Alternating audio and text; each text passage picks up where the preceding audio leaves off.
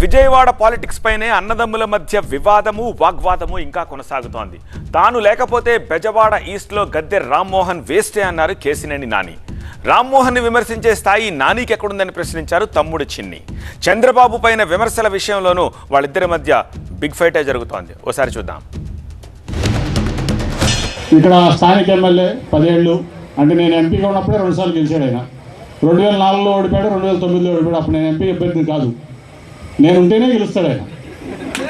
2014లో నేనుంటేనే గెలిచాడు, 2019లో నేనుంటే గెలిచాడు. ఇంకోటి చెప్పాలి, 2009లో ఆయన సీటే కొడతాం అనుకున్నాను చంద్రబాబు నాయుడు. నేను వెళ్ళిపోతాను, 2009లో సీట్ ఇప్పించాను. 2014లో ఎంత మంచి రవికిద్దాం అంటే కాదంటే ఇంకేమంటే ఆల్రెడీ 10 మీకోసం నెలలు కష్టపడ్డాడు, మీకు ఇండిపెండెంట్ నేను సీట్ ఇప్పించాను. 2 సార్లు గెలిచాడు. ఇప్పుడు నేనుంటేనే గెలిచాడు. ఇప్పుడు నాకు మెజార్టీ వస్తుంది. నేను లేకపోతే జీరో, నేను లేకపోతే ఈయన జీరో. ఒక్క నలుగురు వ్యక్తులు కూడా తెలుగుదేశం నుంచి నీతో రాలేని వ్యక్తివి నువ్వు గద్దె రామ్మోహన్ రావుని పిలిపించడం ఏంటి నాని?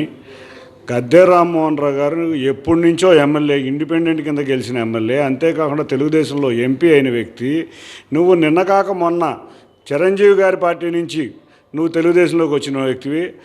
నువ్వు సొల్లు కబుర్లు బాగా ఎక్కువ అలవాటైపోయింది. నువ్వు ఏసీ రూముల్లోంచి బయటికి రావు. నువ్వు గోల్ఫ్ ఆడుకునే వ్యక్తివి. నువ్వేదో నీ దగ్గర పైసా సంపాదన లేకపోయినా నేనేదో కార్పొరేట్ లాంటి వ్యక్తిని అని సొల్లు చెప్పుకునే వ్యక్తివి. నీ సొల్లు కబురు లాభం ముందు అసలు నీకు 2014లోనే నీ ఎలక్షన్ ఎఫిడవిట్లో నీ ఆస్తి ఎంతో చంద్రబాబు నాయుడు గారికి తెలుసు. నీకు ఆస్తి ఉన్నా లేకపోయినా, నీకు అప్పులు ఉన్నా, నువ్వు పార్టీలో మన కుటుంబం ఎప్పటి నుంచో ఉందన్న గ్రాటిట్యూడ్తో ఆయనకి నీకు ఇస్తే నువ్వు దాన్ని దుర్వినియోగం చేసి 9 సంవత్సరాల 9 నెలలు దుర్వినియోగం చేసావు. ఇన్ఛార్జీలతో సఖ్యత లేదు, నీకు ఎవరితోనూ సఖ్యత లేదు. నువ్వు అర్జెంటుగా ఒక సైక్రాటిస్ట్కి చూపించుకుంటాం మంచిది. చంద్రబాబు నాయుడు ఇల్లు ఎందుకు కట్టుకోలేదు? ఇక్కడ ఇప్పుడు సొంత ఇల్లు లేదు. ఎందుకు లేదంటే ఎట్టగా ఓడిపోతాను 24 ఎలక్షన్లో. ఏదో డబ్బులు ఇప్పుడు విజయవాడ సీటు, ఎంపీ సీటు అమ్ముకున్నాడు, నా సీటు. అన్నీ ఇక్కడ సీట్లు అమ్ముకుంటాడు, ఆ డబ్బులు పోగు చేసుకుంటాడు. ఎలక్షన్ ఫండ్ ఏదో పిచ్చి చమ్మోళ్ళు పిచ్చోళ్ళు ఇస్తూ ఉంటారు. అవి పోగు చేసుకుని మోటామూలి సర్దుకుని ఎలక్షన్ అయిపోయిన తర్వాత తన సొంత రాష్ట్రం తెలంగాణ వెళ్ళిపోవడానికి ఇవన్నీ చేస్తున్నాడు. కొత్తగా ఇంకొకటి తయారయ్యాడు ఇక్కడ.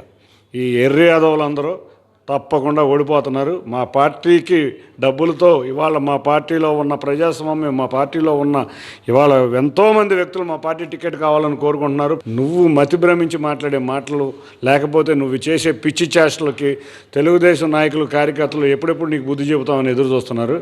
టికెట్ డబ్బులు అమ్ముకోవాల్సిన కర్మ మాకు లేదు. నువ్వు ఎప్పుడూ కూడా నువ్వు పార్టీ మారంగానే ఇదే చెబుతూ ఉంటావు. పోయినసారి చిరంజీవి గారు అమ్ముకున్నారు అన్నావు, ఇప్పుడు మళ్ళీ కొత్తగా ఇక్కడేదో స్ట్రాటజీ మాట్లాడుకున్నాం. మా పార్టీ